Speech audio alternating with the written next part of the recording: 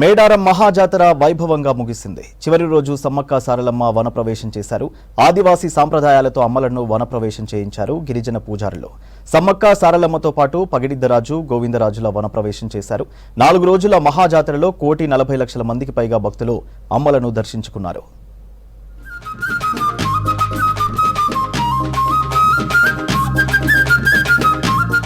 మేడారం మహాజాతర ముగిసింది. దేవతల వనప్రవేశంతో 4 రోజుల మహాఘట్టం పరిసమాప్తమైంది. ఈసారి దాదాపు 1,50,00,000 మంది భక్తులు దర్శించుకున్నట్లు అధికారులు ప్రకటించారు. తొలి రోజు పగిడిద్దరాజు, గోవిందరాజును జంపన్న మేడారం గద్దెలపైకి రాగా, ఆ తర్వాతి రోజు సారలమ్మను కన్నెపల్లి నుంచి మేడారం తీసుకువచ్చారు. మాఘశుద్ధ పౌర్ణమి నాడు చిలకలగుట్టపై కుంకుమ భరణి రూపంలో ఉన్న సమ్మక్కను పూజారులు తీసుకువచ్చి గద్దెలపై ప్రతిష్ఠించారు. సమ్మక్క రాకతో మేడారం జాతర పరిపూర్ణమైంది. ఇసుకేస్తే నంత మంది భక్తులతో వనమంతా నిండిపోయింది. జంపన్న వాగులో స్నానాలు చేసిన తర్వాత అమ్మవార్లను దర్శించుకుని మొక్కులు చెల్లించుకున్నారు. నిలువెత్తు బంగారాన్ని సమర్పించుకున్నారు.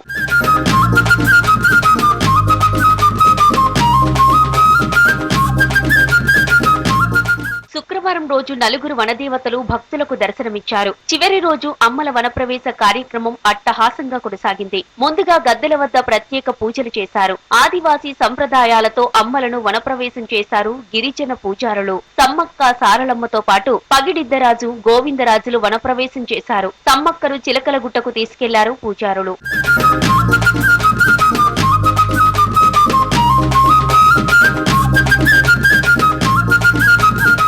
ఇవాళ ఉదయం సమ్మక్క సారలమ్మను దర్శించుకున్నారు స్పీకర్ గడ్డం ప్రసాద్. సమ్మక్క దయతో ప్రభుత్వం హామీలు నెరవేరుస్తుందని తెలిపారు. భక్తులకు ఇబ్బంది లేకుండా ప్రభుత్వం అన్ని ఏర్పాట్లు చేసిందన్నారు. 4 రోజు జాతరకు భక్తులు భారీ సంఖ్యలో తరలివచ్చారని చెప్పారు గడ్డం ప్రసాద్. సమ్మక్క సారక్కల ఆశీర్వాదంతో ఇప్పుడున్న ప్రభుత్వం ఏదైతుందో రేవంత్ రెడ్డి గారి ప్రభుత్వం, మా సీతక్క గారి ప్రభుత్వం, ఆ ప్రభుత్వం బ్రహ్మాండంగా ప్రజలకు ఇచ్చిన హామీలను నెరవేరుస్తూ మరి ముందుకు సాగాలని చెప్పేసి నేను భగవంతుని ఈ ఇద్దరి దేవతల వనదేవతలను అదేవిధంగా దేవతలనందరినీ కోరుకుంటూ సెలవు తీసుకుంటున్నాను. ఇక ఇప్పటికే సమ్మక్క సారలమ్మలను దర్శించుకున్న భక్తులు మేడారం నుంచి తిరుగు ప్రయాణమవుతున్నారు. భక్తులు వేల సంఖ్యలో ఇంటికి తిరుగుముఖం పట్టడంతో మేడారం తాడువాయి రోడ్డుపైన వాహనాల రద్దీ నెలకొంది. జాతరను విజయవంతం చేసిన భక్తులు, అధికారులకు రాష్ట్ర ప్రభుత్వం తరపున మంత్రి సీతక్క కృతజ్ఞతలు తెలిపారు. 20 శాఖల అధికారులు జాతర పనుల్లో కష్టపడి పనిచేశారని, భక్తులకు ఇబ్బంది లేకుండా కృషి చేశారని అన్నారు. దాదాపు 1,35,00,000 మంది భక్తులు అమ్మవార్లను దర్శించుకున్నారని చెప్పారు మంత్రి సీతక్క. మరి ఒక చిన్న గ్రామంలో ఒక 10-12 కిలోమీటర్ల వైశాల్యంలోనే 4 రోజులలో 1,35 నుంచి 40 లక్షల వరకు 1,35 నుంచి 40 లక్షల వరకు మాకు మధ్యాహ్నం వరకు వచ్చినటువంటి మరి సీసీ కెమెరాలు కానీ ఇతరత్ర ఫుటేజ్ల ద్వారా మా అధికారుల నుంచి వచ్చినటువంటి సమాచారం. బస్సులు కూడా పూర్తి స్థాయిలో దాదాపుగా 6,000 బస్సులను మనకు అందించడం జరిగింది. ఆర్టీసీ దాదాపుగా నిన్న సాయంత్రం వరకు 10,000 ట్రిప్పుల బస్సులు నడిచినట్టుగా కూడా మాకు కొంత సమాచారం ఉంది. జాతర కోసం ఆర్టీసీ దాదాపు 6,000 బస్సులను కేటాయించిందని, 12,000 ట్రిప్పులను నడిపిందని చెప్పారు మంత్రి సీతక్క. జాతరకు వచ్చిన భక్తుల్లో కొంతమంది తప్పిపోయారని, వారిని గుర్తించి కుటుంబ సభ్యులకు క్షేమంగా అప్పగించామన్నారు. ఈ నెల 26వ తేదీ సోమవారం నుంచి మేడారంలో 10 రోజుల పాటు పారిశుద్ధ్య పనులు నిర్వహిస్తారని చెప్పారు మంత్రి సీతక్క. ఇందుకోసం దాదాపు 4,000 మంది కార్మికులను నియమించామన్నారు. మీకు తెలుసు, గతంలో వచ్చినటువంటి వరదల మూలంగా మేడారం అంతా కూడా వరదలతో ముంచెత్తి అన్ని పాడైపోతే వాటిని రిపేర్ చేసుకోవడము, నేషనల్ హైవేని స్పీడప్ చేసుకోవడము, ఉన్న రోడ్లను మెయింటెనెన్స్ చేసుకోవడము, కొత్త రోడ్లను క్రియేట్ చేసుకోవడము, ఇవన్నీ కూడా మేము వీలైనంత వరకు బెటర్ సర్వీస్ ఇవ్వడం కోసం మంచి దర్శనాలు జరగాలని వారందరికీ కూడా పేరు పేరున హృదయపూర్వక నమస్కారాలు, ధన్యవాదాలు తెలియజేస్తా ఉన్నాను. అదే కాకుండా ఈ జాతర స్టార్ట్ అయినప్పటి నుంచి కూడా మరి రాష్ట్ర ప్రభుత్వం నుంచి ఎండోమెంట్ మినిస్టర్ గారు, అదేవిధంగా మన ట్రాన్స్పోర్ట్ మినిస్టర్ గారు సందర్శించి వారి యొక్క సహకారాన్ని అందించి మొత్తంగా 4 రోజుల పాటు మేడారం జాతర కన్నుల పండుగగా సాగింది. ఈ అనుభవాన్ని దృష్టిలో పెట్టుకుని 2026 జాతరకు సమాయత్తమవుతామన్నారు సీతక్క. తిరుగువారం జాతర అయిపోగానే రివ్యూ నిర్వహిస్తామన్నారు. పెండింగ్లో ఉన్న ధరణి సమస్యలను వెంటనే పరిష్కరించాలని ఆదేశించారు సీఎం రేవంత్ రెడ్డి. కమిటీ ఇచ్చిన నివేదికను పరిగణనలోకి తీసుకుంటామని చెప్పారు. మార్చిలో అన్ని మండల కేంద్రాలలో స్పెషల్ కేంద్రాలు ఏర్పాటు చేస్తామన్నారు. ధరణి పోర్టల్ మార్పులు చేయాలంటే 6 చట్ట సవరణ చేయాల్సిందేనని సీఎంకు నివేదిక ఇచ్చింది కమిటీ.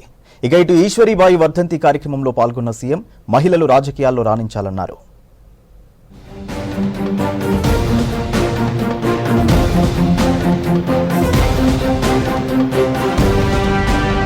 పెండింగ్ లో ఉన్న ధరణి సమస్యల్ని వెంటనే పరిష్కరించాలని అధికారులకు సీఎం రేవంత్ ఆదేశాలు జారీ చేశారు. యుద్ధ ప్రాతిపదికన ధరణి సమస్యలు పరిష్కరించాలన్నారు. సచివాలయంలో జరిగిన ధరణి కమిటీ సమావేశంలో సీఎం కీలక ఆదేశాలు జారీ చేశారు. రాష్ట్ర వ్యాప్తంగా 2.45 లక్షల ధరణి దరఖాస్తులు పెండింగ్ లో ఉన్నాయని, వాటి పరిష్కారం కోసం మార్చి మొదటి వారంలో అన్ని మండలాల్లో ప్రత్యేక కార్యక్రమం ఏర్పాటు చేయాలని అన్నారు. ఇటు ధరణి కమిటీ సీఎం రేవంత్ రెడ్డికి నివేదిక అందించింది. 2020లో తెచ్చిన ROR చట్టంలో తప్పులు ఉన్నాయని చెప్పింది. ఆనాడు హడావిడిగా ROR చట్టం తీసుకురావడం వల్ల అనేక సమస్యలు వచ్చాయని చెప్పింది. ధరణిలో సమస్యలు పరిష్కారం కావాలంటే ROR చట్టంలో సవరణలు చేయాలని సూచించింది. కొత్త చిక్కులు రాకుండా సమగ్ర భూ రికార్డుల ప్రక్షాళన చేపట్టాలని సూచించింది. కమిటీ ఇచ్చిన నివేదిక ఆధారంగా శాశ్వత పరిష్కారాలు చేపట్టాలని ఆదేశించారు. అప్పటి వరకు తక్షణం పరిష్కరించాల్సిన సమస్యలపై దృష్టి పెట్టాలన్నారు సీఎం రేవంత్.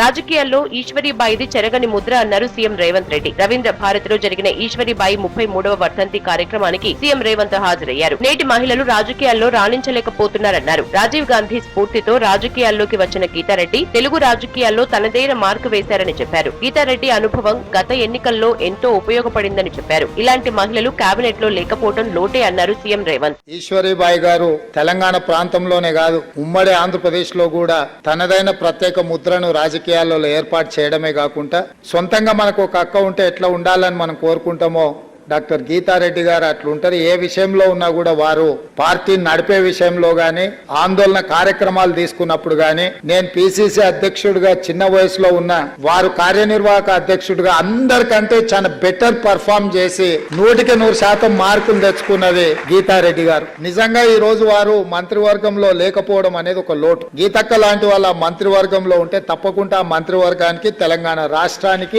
గౌరవం పెరిగి ఉండేది. జీవో 317 సమస్యలపై ప్రభుత్వం కేబినెట్ సబ్ కమిటీ వేసింది. మంత్రి దామోదర రాజనరసింహ నేతృత్వంలో కమిటీ ఏర్పాటు చేశారు. జీవో 317 సమస్యలపై పరిశీలించి ప్రభుత్వానికి కమిటీ నివేదిక ఇవ్వనుంది. జీవో కారణంగా స్థానికత కోల్పోయామని గత కొంతకాలంగా టీచర్లు ఆవేదన వ్యక్తం చేశారు. గత ప్రభుత్వంలో అనేక సార్లు ఫిర్యాదు చేశారు. దీంతో 317 సమస్యలపై ప్రభుత్వం సబ్ కమిటీ వేసింది.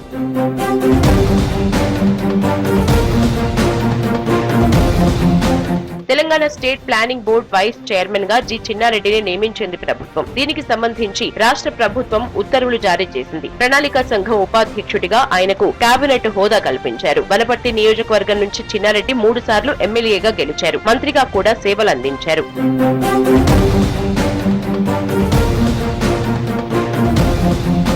రంగారెడ్డి జిల్లా జడ్పీ చైర్పర్సన్ తీగల అనితారెడ్డి, మహేశ్వరం మాజీ ఎమ్మెల్యే తీగల కృష్ణారెడ్డి సీఎం రేవంత్ రెడ్డిని కలిశారు. సీఎం నివాసంలో భేటీ అయిన నేతలు సీఎం కు పుష్పగుచ్చం అందించారు. త్వరలో వీరు బీఆర్ఎస్ ను వీడి కాంగ్రెస్ లో చేరుతారని ప్రచారం జరుగుతోంది. ఇప్పటికే 2 సార్లు సీఎం ని కలిశారు తీగల కృష్ణారెడ్డి.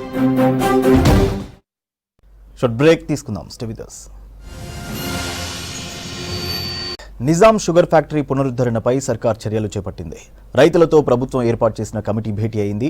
ఇటు వీఐపీల దగ్గర డ్రైవర్లకు డ్రైవ్ టెస్టుతో పాటు ఫిట్నెస్ టెస్టులు చేస్తామని ప్రకటించారు మంత్రి పొన్నం. బీసీ గణన కోసం సిబ్బందికి శిక్షణ ఇస్తామని చెప్పారు. మరోవైపు నల్గొండలో పర్యటించిన డిప్యూటీ సీఎం బట్టి విక్రమార్క, మంత్రులు ఉత్తమ్, కోమటిరెడ్డి యాదాద్రి పవర్ ప్లాంట్పై రివ్యూ చేశారు.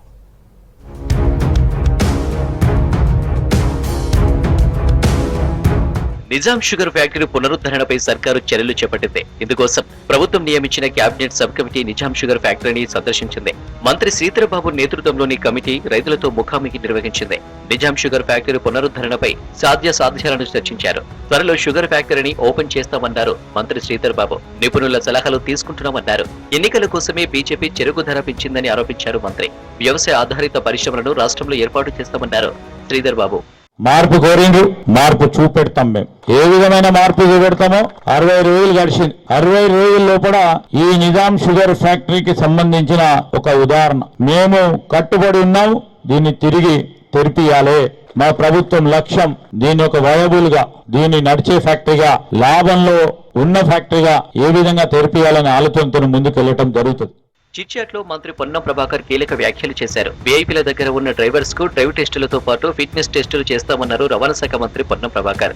3-4 రోజులు ఈ ప్రక్రియ స్టార్ట్ చేస్తామన్నారు. దీనిపై అందరికీ లేఖలు రాస్తున్నామన్నారు. ఈ అంశాన్ని రవాణా శాఖ సుమోటోగా తీసుకుందని చెప్పారు. ప్రముఖులు ఎవరిని పడితే వారిని డ్రైవర్లుగా పెట్టుకోదన్నారు. అనుభవం ఉన్న వారిని మాత్రమే డ్రైవర్లుగా పెట్టుకోవాలని సూచించారు. డ్రైవింగ్ పై అనుభవం లేని వారిని పెట్టుకుని రోడ్డు ప్రమాదాలకు గురి కావద్దన్నారు. చుట్టాల అబ్బాయి అని స్టీరింగ్ ఇస్తే ప్రమాదాలు జరిగే ఛాన్స్ ఉంటుందన్నారు.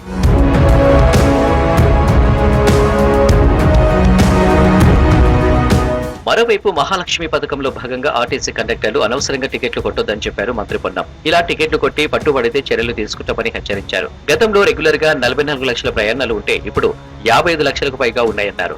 ఆటో డ్రైవర్లకు ఏటా 12,000 రూపాయల హామీని త్వరలో నెరవేరుస్తామన్నారు. రాష్ట్రంలో చేపట్టే కులగణనపై అధికారులకు శిక్షణ ఇస్తామన్నారు మంత్రి పొన్నం ప్రభాకర్. బీహార్లో 2,05,000 మంది అధికారులను కేటాయించి ఒక్కొక్కరికి 150 ఇండ్లు కేటాయించారని చెప్పారు.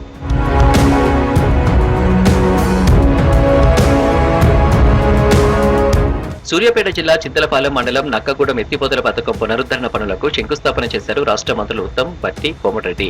37,50,00,000 వ్యయంతో పునరుద్ధరణ పనులను చేపట్టనున్నారు. తమది ప్రజల కోసం పనిచేసే ప్రభుత్వం అన్నారు డిప్యూటీ సీఎం మల్లు భట్టి విక్రమార్క. గత ప్రభుత్వాలు పేదల కోసం పనిచేస్తూ ఉంటే ఈ ప్రాంతాల అభివృద్ధి జరిగేవన్నారు. గత బీఆర్ఎస్ సర్కార్ కట్టిన కాళేశ్వరం ప్రాజెక్టు 3 ఏళ్లు పూర్తి కాకముందే కూలిపోయిందన్నారు మంత్రి ఉత్తమ్ కుమార్ రెడ్డి. గత ప్రభుత్వాల నిర్లక్ష్యం కారణంగా రోడ్లు, లిఫ్టులు పనిచేయడం లేదన్నారు మంత్రి కోమటిరెడ్డి వెంకటరెడ్డి. సాగుని అందించాలనే ఉద్దేశంతో ఈ నక్కగూడెం లిఫ్ట్ ఏదైతే పులిచింతల బ్యాక్ వాటర్ లో మునిగిపోయిందో ఆ పునరుద్ధరణ కార్యక్రమం కింద గౌరవ ఉప ముఖ్యమంత్రి భట్టి విక్రమార్క గారు, గౌరవ ఆర్ఎండ్బి మంత్రి వెంకటరెడ్డి గారి సహకారంతో 37 కోట్ల ఎకరాలకి సాగుని కూడా అందించే ఒక సదుపాయం కలిగింది. ముఖ్యమంత్రి గారు ఒక టీం లాగా పనిచేస్తాడు. గతంలోనే ముఖ్యమంత్రి దగ్గర పోవాలంటే హోం మినిస్టర్ ఆయన కాదు ఒకటి పోతే హోం వార్డు 150 స్త్రీలు ఎంతకైనా ఉంటుంది. హోం మినిస్టర్ హోం వార్డు వచ్చింది. మా ప్రగతి భవన్ పొద్దున పట్టణ దగ్గర పోతే అప్పటికే పొద్దున 7 గంటలకి 10,000 మంది ఉన్నారట. ప్రజాభవన్ యాదాద్రి పవర్ ప్లాంట్ పై ఉన్నతాధికారులతో సమీక్ష నిర్వహించారు డిప్యూటీ సీఎం భట్టి విక్రమార్క. ఈ సమావేశానికి మంత్రులు కోమటిరెడ్డి, ఉత్తమ్ కుమార్ రెడ్డి హాజరయ్యారు. యాదాద్రి పవర్ ప్లాంట్ను శరవేగంగా పూర్తి చేయాలని అధికారులను ఆదేశించారు. మార్చి 2 రాష్ట్రానికి వస్తున్నారు బీజేపీ అగ్రనేత కేంద్ర హోంమంత్రి అమిత్ షా. బీజేపీ విజయ సంకల్ప యాత్రలో షా పాల్గొననున్నారు. 10 ఏళ్లలో మోడీ చేసిన అభివృద్ధిని ప్రజలకు వివరిస్తున్నారు కమలం నేతలు. హైదరాబాద్ టూర్లో కేంద్ర మంత్రి పురుషోత్తం రూపాల ఆటోలో ప్రయాణించి డ్రైవర్ల సమస్యలను తెలుసుకున్నారు. గత బీఆర్ఎస్ ప్రభుత్వ అవినీతిపై రేవంత్ సర్కార్ ఎందుకు చర్యలు తీసుకోవడం లేదని ప్రశ్నించారు బీజేపీ లీడర్లు.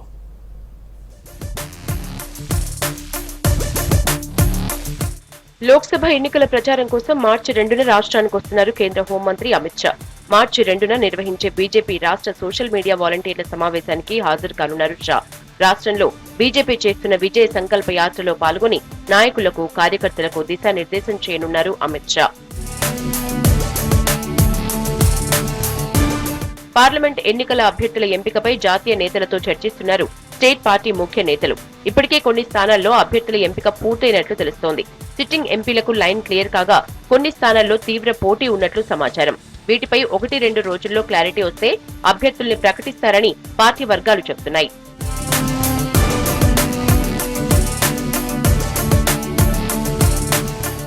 తెలంగాణలో గొర్రెల స్కామ్ పై కేంద్ర ప్రభుత్వం విచారణ చేస్తామన్నారు కేంద్ర పశుసంవర్ధక శాఖ మంత్రి పురుషోత్తం రూపాల. స్కామ్ కు బాధ్యులైన వారిపై కఠిన చర్యలు తీసుకుంటామన్నారు. హైదరాబాద్ లో జరిగిన విజయ సంకల్ప యాత్రలో రూపాల పాల్గొన్నారు. ఆటోలో కొద్ది దూరం ప్రయాణించారు కేంద్ర మంత్రి. ఆటో డ్రైవర్ల సమస్యలు పరిష్కరించాలని రాష్ట్ర ప్రభుత్వాన్ని డిమాండ్ చేశారు పురుషోత్తం రూపాల. तेलंगाना सरकार के द्वारा इस स्कीम का जो भी प्रयोग हुआ होगा उसकी जांच होगी और उसमें जो भी होगा वो सामने हम पब्लिक के सामने भी लाएंगे और जो भी करणीय होगा वो अवश्य करेंगे। कोरोना में किसी महासत्ता ने छोटे छोटे देशों की मदद नहीं किया, उनको मदद करने का काम प्रधानमंत्री नरेंद्र मोदी जी ने किया। రాష్ట్ర ప్రజలు అవినీతి బీఆర్ఎస్ ప్రభుత్వాన్ని భూస్థాపితం చేశారన్నారు Nirmal BJP MLA Aleti Maheshwar Reddy. BRS ప్రభుత్వ కుంభకోణాలపై సిబిఐ విచారణ చేపిస్తామన్న రేవంత్ రెడ్డి అధికారంలోకి రాగానే స్పందించడం లేదన్నారు. లోక్సభ ఎన్నికల్లో భారీ మెజారిటీతో కేంద్రంలో బీజేపీ ప్రభుత్వం రావటం ఖాయమన్నారు. విజయ సంకల్ప యాత్రలో భాగంగా మాజీ ఎంపీ కొండా విశ్వేశ్వర్ రెడ్డితో కలిసి రాజేంద్ర నగర్ లో పర్యటించారు మహేశ్వర్ రెడ్డి. షేక్పేట్ గ్రామంలో 4 ఎకరాల 18 గుంటల హనుమాన్ల గుడిని నువ్వు డిమాలిష్ చేసి అక్కడ అపార్ట్మెంట్ కడుతున్నాడు. పాపాత్ముడు కాదా నువ్వు? దాంట్లో నీకు కేటీఆర్ కి సంబంధం లేదా? అంతేకాదు, నీవు గతంలో చేసినటువంటి పాపాలు ఒకటి కావు. నీవు చేసిన ప్రతిదానికి నా దగ్గర ఆధారాలు ఉన్నాయి. ప్రజలకు ఇచ్చిన 6 గ్యారంటీల్ని కాంగ్రెస్ అమలు చేసిన తర్వాతే పార్లమెంట్ ఎన్నికల్లో ఓటు అడగాలన్నారు కామారెడ్డి బీజేపీ ఎమ్మెల్యే వెంకట్రమణారెడ్డి. పెద్దపల్లి జిల్లా గోదావరి ఖనిలో చేపట్టిన బీజేపీ విజయ సంకల్ప యాత్రలో ఆయన పాల్గొన్నారు. పేద ప్రజల కోసం అనేక సంక్షేమ పథకాల్ని అమలు చేస్తున్న మోదీకి అండగా ఉండాలన్నారు ఎమ్మెల్యే వెంకట్రమణారెడ్డి. ఇవాళ నరేంద్ర మోడీ గారి పాలన వేరు, ఏదైతే మాట్లాడతాడో ఆ మాట మీద నిలబడే వ్యక్తి ఆయన. ఇక పోతే రద్దయిన నోటు లాంటిది ఏ పార్టీ? రద్దయిన నోటు లాంటిది బీఆర్ఎస్ పార్టీ. ఆ బీఆర్ఎస్ పార్టీ పాత ముఖ్యమంత్రి కట్టిన కాళేశ్వరం పలిగిపోయిందని, జతికిపోయిందని, కుంగిపోయిందని ఇప్పుడున్న కొత్త ముఖ్యమంత్రి పోయి 10 సార్లు చూపెడుతున్నాడు. అంగట్ల బర్రెను చూసి వచ్చినట్టున్నది. బర్రెను చూసి పొదుగును చూసి ఎన్ని లీటర్ల పాలు ఇస్తుంది అని అడగచ్చు, కానీ ఈయన అంగట్లో తీసుకుపోయి పోతను చూపెట్టి 10 లీటర్లు ఇస్తుందని చెప్తున్నాడు. గత 10 ఏళ్లు పాలించిన బీఆర్ఎస్ కు ప్రజా సమస్యలపై చిత్తశుద్ధి లేదన్నారు బీజేపీ నేత రఘునందన్ రావు. పటాన్ చెరు ఎమ్మెల్యే మహిపాల్ రెడ్డికి రియల్ ఎస్టేట్ మీద ఉన్న శ్రద్ధ ప్రజా సంక్షేమంపై లేదన్నారు. ఈదుల నాగులపల్లిలో రైల్వే టెర్మినల్ భూసేకరణ దగ్గరే ఆగిపోవటం విచారకరమన్నారు.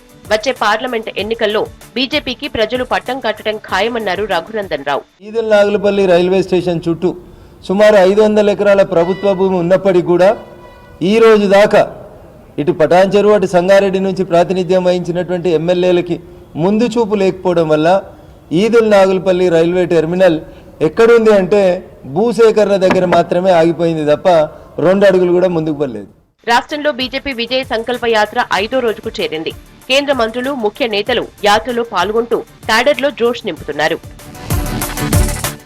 ఏపీలో టీడీపీ, జనసేన ఉమ్మడి అభ్యర్థులను ప్రకటించాయి. మొత్తం 99 మందితో ఫస్ట్ లిస్ట్ విడుదల చేశారు. ఇందులో 94 మంది టీడీపీ అభ్యర్థులు ఉండగా జనసేన అభ్యర్థులు 5 ఉన్నారు. ఏపీ భవిష్యత్తు కోసమే జనసేనతో పొత్తు పెట్టుకున్నామని ప్రకటించారు చంద్రబాబు. టీడీపీ, జనసేన పొత్తుపై వైసీపీ సెటైర్లు వేసింది. పవన్ కళ్యాణ్ కనీసం పావలా సీట్లు కూడా సాధించుకోలేకపోయారని విమర్శించారు. పొత్తులో భాగంగా ఏపీలో టీడీపీ, జనసేన ఉమ్మడి అభ్యర్థులను ప్రకటించింది. 99 సీట్లతో టీడీపీ, జనసేన ఫస్ట్ జాబితా విడుదల చేశాయి. తొలి జాబితాలో 94 మంది టీడీపీ అభ్యర్థులు ఉండగా 5 జనసేన అభ్యర్థులు ఉన్నారు. మిగిలిన అభ్యర్థులను త్వరలో ప్రకటించనున్నట్లు 2 నేతలు ప్రకటించారు. మొత్తం 175 స్థానాల్లో 24 అసెంబ్లీ స్థానాలు, 3 పార్లమెంటు స్థానాలు పొత్తులో భాగంగా జనసేనకి ఇచ్చారు టీడీపీ చీఫ్ చంద్రబాబు. ఏపీ రాష్ట్ర భవిష్యత్తు కోసం జనసేనతో పొత్తు పెట్టుకున్నామని చెప్పారు టీడీపీ అధినేత చంద్రబాబు. బీజేపీ కలిసొస్తే తగిన సమయంలో నిర్ణయం తీసుకుంటామని చెప్పారు. రాష్ట్ర విభజన కంటే వైసీపీ పాలనలోనే ఎక్కువ నష్టం జరిగిందన్నారు చంద్రబాబు. గెలిచే సామర్థ్యమున్న అభ్యర్థులనే బరిలో నిలుపుతున్నామని చెప్పారు జనసేన అధినేత పవన్ కళ్యాణ్. వైఎస్ జగన్ పాలన నుంచి రాష్ట్ర ప్రజలకు విముక్తి కల్పించాలన్న ఉద్దేశంతో ఈ నిర్ణయం తీసుకున్నామని వివరించారు పవన్. తెలుగుదేశం పార్టీ, జనసేన పార్టీ 2 కలిపి ఎన్నికలకు పోవడానికి సిద్ధమవుతున్నాం. టోటల్ గా 94 నేమ్స్ ఈ రోజు రిలీజ్ చేశాం. జనసేన చాలా కీలకంగా 24 స్థానాల్లో పోటీ చేస్తున్నాం. భారతీయ జనతా పార్టీని దృష్టిలో పెట్టుకుని కూడా జనసేన చాలా కీలకంగా ఓట్లు చేయకుండా 98% స్ట్రైకింగ్ రేట్ ఉండేలాగా. టీడీపీ ఫస్ట్ లిస్ట్ రిలీజ్ తో అసమ్మతి భగ్గుమంది. గజపతి నగరం, కళ్యాణదుర్గం నియోజకవర్గంలో చంద్రబాబు ఫ్లెక్సీలను చించేసి నిరసన తెలిపారు కార్యకర్తలు. అనంతపురం జిల్లాలోనూ టీడీపీ కార్యకర్తలు ఆగ్రహం వ్యక్తం చేశారు. చంద్రబాబు ఫ్లెక్సీలకు నిప్పు పెట్టారు. టీడీపీ టికెట్ పార్థసారథికి ఇవ్వనందుకు ఫ్లెక్సీలు తగలబెట్టారు.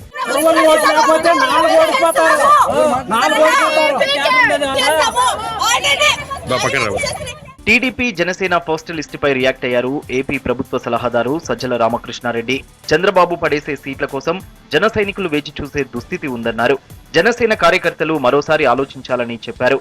175 స్థానాల్లో నిలబెట్టేందుకు టీడీపీకి అభ్యర్థులే లేరన్నారు సజ్జల. జస్ట్ ఊరికే పార్టీ పేరు, గాజు గ్లాస్ గుర్తు ఈ రెండు పెట్టుకున్నాడు. సబ్సిడరీ కింద చంద్రబాబు నాయుడు అందరిని డిసైడ్ చేస్తాడు. ఇక్కడ విమర్శలను అక్కడ తీసుకెళ్లొచ్చు. అది ఇంకా ఆలోచించుకోవాల్సింది ఈయన మీద హోప్ పెట్టుకుని పవన్ కళ్యాణ్ మీద ఇన్నాళ్ళు కలలు గంటూ వచ్చిన వాళ్ళు ఎవరన్నా ఉంటే చంద్రబాబు నాయుడుకు లేకపోవడం, 175 స్థానాల్లో ఇన్నాళ్ళు అధికారంలో ఉన్న తెలుగుదేశం పార్టీ 175 స్థానాలకు అభ్యర్థులను డిక్లేర్ చేయలేకపోవడం. ప్యాకేజీ కోసం పావలా సీట్లు కూడా జనసేన సంపాదించుకోలేకపోయిందని విమర్శించారు ఏపీ మంత్రి రోజా. ఎంత ప్యాకేజీ తీసుకున్నారో పవన్ ప్రకటించాలని డిమాండ్ చేశారు. పవన్ కళ్యాణ్ ఎందుకు పార్టీ పెట్టారో కనీసం జనసేన కార్యకర్తలకు కూడా అర్థం కావడం లేదన్నారు. ఆ జాబితా చూశాక పవన్ కళ్యాణ్ అసలు ఎందుకు పార్టీ పెట్టాడు అని మాకే కాదు, ఈ రోజు జనసేన కార్యకర్తలు నాయకులకు కూడా అర్థం కావట్లేదు. ఎందుకంటే పవర్ షేరింగ్ అన్నాడు, సీట్ షేరింగ్ అన్నాడు, ఓట్ షేరింగ్ అన్నాడు, కానీ పావలా శాతం కూడా సీట్లు తెచ్చుకోలేకపోయాడు ఈ పీకే పవర్ స్టార్ అనేది. ఈరోజు ప్రజలు అంటున్నారు ఈయన పవర్ స్టార్ కాదు, పవర్ లేని స్టార్ అని. బీజేపీ కలిసి వస్తే సీట్ల సర్దుబాటుకు సిద్ధమని చంద్రబాబు పవన్ ప్రకటించారు. త్వరలో సెకండ్ లిస్ట్ ప్రకటిస్తామని తెలిపారు. ఇవి బులెటిన్ అప్డేట్.